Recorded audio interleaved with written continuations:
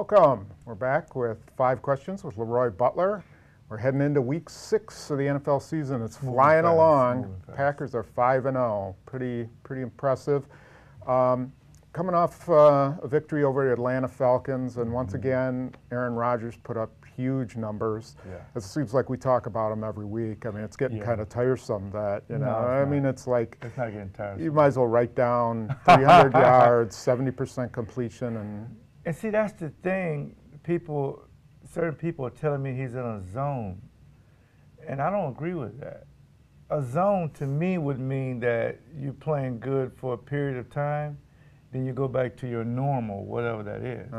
His standards are so high, he expects to be at this level every week. Yeah. He's playing so that's good. Tough. That's tough to tough. keep that standard up. Yeah, because you throw in names like Steve Young and Kurt Warner, guys who always had good ratings. But if you take his whole career, I don't think you've ever seen him in one of these terrible games, 4 or 5 interceptions, 150 yards, and his team loses. I mean, he's always put up good numbers. So now if I was a young quarterback under 30 in this league, every offseason I would be getting with this guy. How did you develop so fast? I know a lot of it has to do with the system, McCarthy. I get all that, okay? But the mechanics of knowing where to go with the ball, the timing of it, and have the athletic ability to always look down the field and always make a play, and being a good guy to where your team respects you. Not a lot of quarterbacks get that. And, you know, one thing I think that gets overlooked is how well he handles everything on the road. I mean, really, he makes it look easy, but it's not that easy. Yeah, it's loud, it's tough. They didn't have false starts, you know, and a lot of that has to do with him. I mean, you got to give the linemen credit. Oh yeah, no question about it. But they handle the road pretty darn well. And that's McCarthy 101. McCarthy does a great job on the road. When they're down 14, they kick 3 field goals. They're like, so no big deal. We're not disappointed we didn't.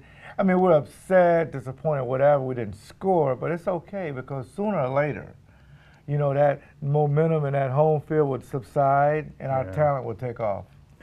You know, Greg Jennings said this in the beginning of the year. He said every week there's going to be someone who's disappointed they don't get the ball. And for the first 4 weeks of the season, that was James Jones. And then all of a sudden, boom, he's the guy. Yeah. And that's probably how it's going to go all year, isn't it? Well, absolutely. I mean, if you take, you know, Donald Driver a couple weeks ago didn't have a catch, come back the next week, he has a touchdown.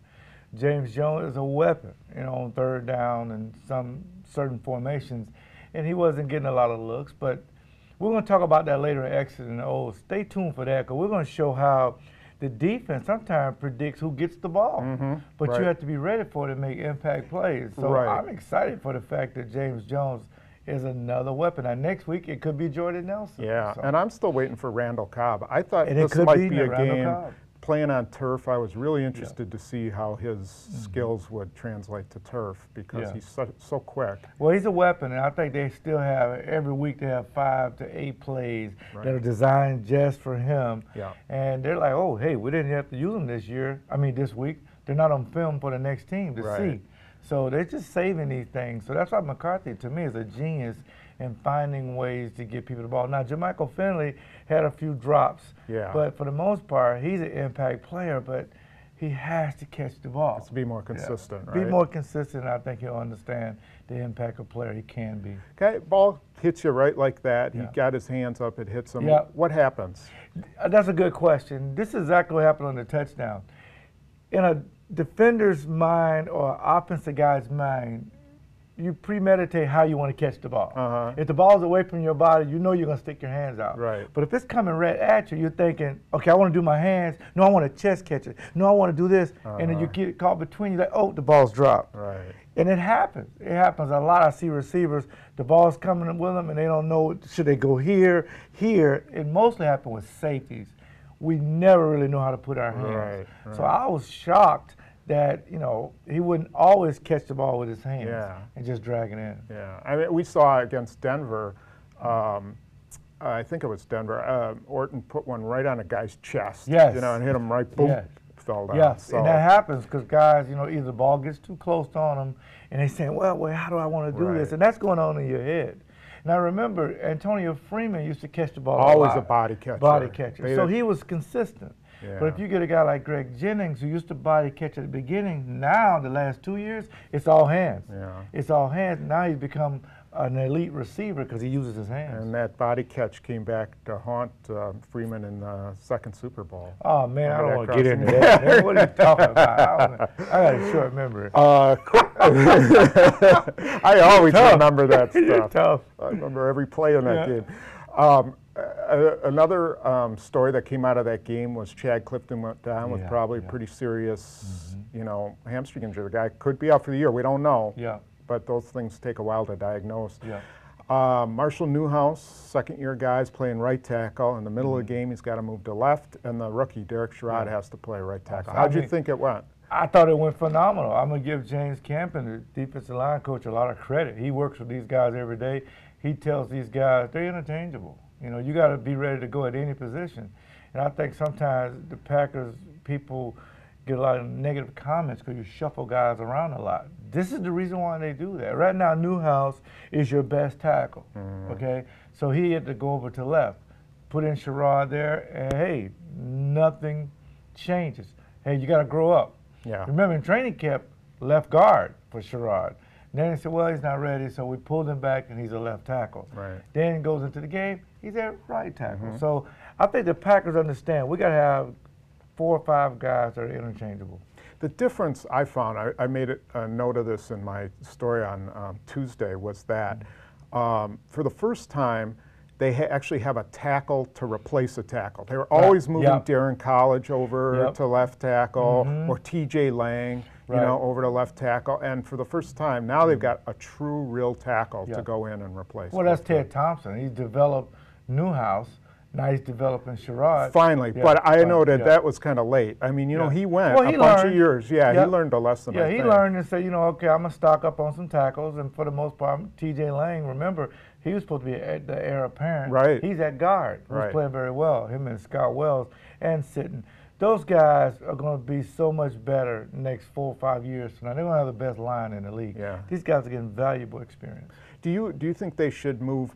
With Bulaga comes back this week, should they keep him at right tackle and keep Marshall Newhouse at left? In my professional opinion, you put Bulaga back at right tackle, and you leave Newhouse on the left. Right. Okay, you move Sherrod back to the bench. Right. But you may tell Sherrod you may play at any time. Right. Now I will keep Bulaga out through the bye week. You got Minnesota and the Rams coming up. Wait till after the bye week. I wouldn't rush him back. There's no need for He's that. He come back this week. Oh, I can imagine. He's ready. He probably could have played week. last week against Atlanta. But to me, I want you to be 100% healthy, because if you go down again, then you're out for the year. I think. What, do you know somebody in his family? What are you talking about? He's ready. I think he'll be back. The other thing is that the Rams' best defensive end, Chris Long, is on the right side. He lines up on the offense's right side. Right. So you might as well just keep Bulaga there. That's his best position. Well, right I agree.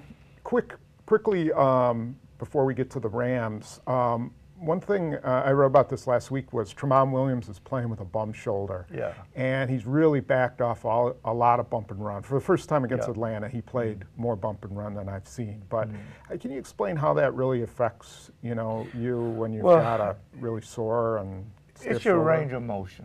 You can't reach out when a receiver's lateral movement to reach out to even jam him. You can't make the form tackles.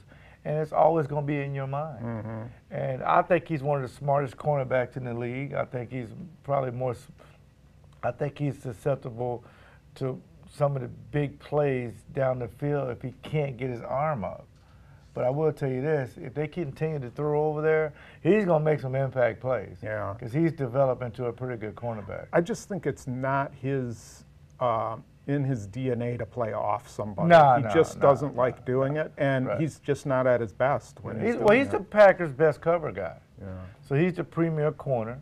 He's the best cover guy, so they have to build off of that. And each week, I'm telling you, they're 5-0, and he's not even healthy. He's getting healthy. Okay. And he's going to start shutting guys down in the later part of the year. And here's your opportunity to get everything you want in the Packers defense, because they're getting better. quickly, before we go to the Twitter question of the week, Al Harris is coming back. He may start for the Rams. It looks like he will be on Sunday. That'll be very emotional because a lot of guys absolutely loved Al Harris, and so do I. He's such a great friend. So to see him, it would be very emotional. Who got a Super Bowl ring, by the way. I thought that was classic by the Packers. But I will say this. They know Al's strengths and weaknesses. Right. And trust me, when the whistle blows inside those lines, they'll be trying to go deep as many times as possible. Yeah, they'll have to. And they know it's going to be a good battle because they know his bump and run from training camp, and he knows all their moves from And he knows that offense, too. Yeah, right. So that'll be interesting. So let's go to the Twitter question of the week. And it comes from Laugh John, and he wants to know how difficult it is to switch from right tackle to left tackle in the middle of a game. Ooh. Well, that's a very good question. And the difference is when you're on a right tackle, you generally don't get the defense best pass rusher, generally. Now, that may change this week with Long. But Newhouse goes from, okay pass rusher to the best pass rusher on the left. Now you got to step your game up. Not the same you didn't before, but it's a tough transition. The best left tackles in this league always protects the blind side. Now, when you're protecting the front side, Aaron Rodgers can pretty much see the pressure, but behind he can't see. So you put the best guy over there. I thought it was a genius move by the Packers. Move Newhouse to the left, so it's not the pressure of Derek Sherrod, covering the left tackle spot. So I think it was awesome. But for the most part, it may be more difficult. It's just like a left corner going to a right corner. It's a different. It's just different. Steps are different. Balance, the way guys come off off the ball, everything is so difficult. Sometimes it takes you a while to get into the motion. And you almost never have a tight end to your side. I mean, you do sometimes, but not as much as you would on the right side. By yourself. Yeah. And you got to stop the best pass rusher from hitting your quarterback. And Newhouse did that. Okay, well, that's it for 5 questions with LeRoy Butler. But don't forget, we got X's and O's coming up. Yep. And don't forget, well, of course, it's Breast Cancer Month, LeRoy Butler Foundation, LBF36.com. And don't forget about the Harvest Fest at CynicSmarket.com at all 9 stores. Tom, they're giving away $10,000. So you go to those stores and register for that. And if you need your car fixed, go to WJ Kuhn in Oak Creek. Tell them LeRoy Butler sent you to give you 10% off. Wow. Well, that's a deal. Yeah, that is a deal. All right, I'm going right there. Okay, and we'll see you next week. Thanks.